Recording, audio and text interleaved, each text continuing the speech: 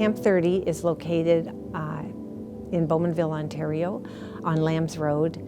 It is a site that is incredibly important because it highlights the role of Canadians in World War II.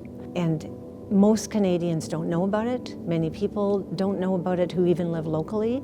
So saving the buildings allows us to tell that national and international story and to recognize the importance of the POW years here in Canada. The thing that creates a community are the elements that add to the culture and add to the understanding of people, that create pride and commitment to where they live and what they have. So what this building or this site represents is something that is totally out of the ordinary by way of most communities in Canada, but it connects Canada and the province and the local community to world events, the Second World War. You know, the conversion of this building to a prison camp where the senior officers of the Nazi armies were imprisoned. And there was a great escape that happened here, similar in a way to the movie that was done.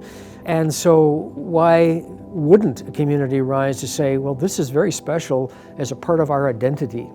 It is the only site where a physical battle took place in the Second World War on North American soil. And it is also a place where the kindness of humans was truly prevalent in a time of such despair and such hatred, where people who didn't speak the same language and didn't have the same culture came together and created something that has lasted to even now.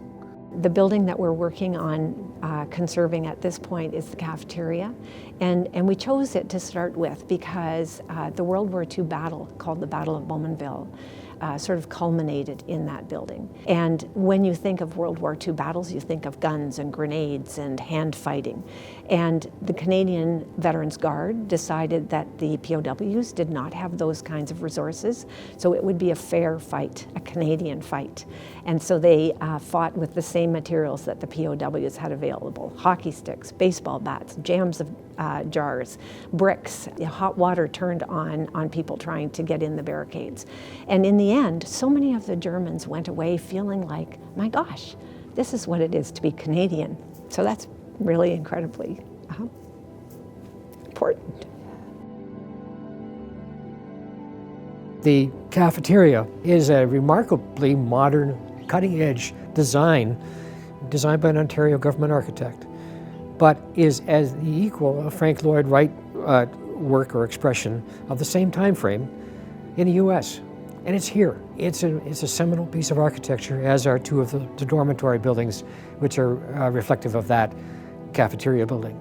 Well, I would love to see the site given the respect it deserves and be restored into an actual either museum. I mean, it could be turned into a place where people could go to immerse themselves in the history of our nation, while also bettering themselves to help continue to build our nation.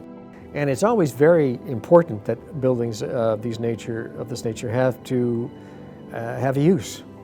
And so we've suggested some uses that the building can be an ideal cultural center or a place for events to happen, just because of the way it's built and laid out and the volumes of space in it. Restoration and recreation of that building should be no more than the cost of building a new one that would serve the same purpose. But when you do the same purpose, you have so many more levels of interest because of the history that's embodied in that. You actually maximize the gains by actually creating something that people will be interested in going to and actually learning from. By looking after this site and conserving it for future generations, it gives us a chance to step up and show some of the history that Canadians often don't know about or certainly take for granted. Not like in Europe where you see lots of evidence of war years.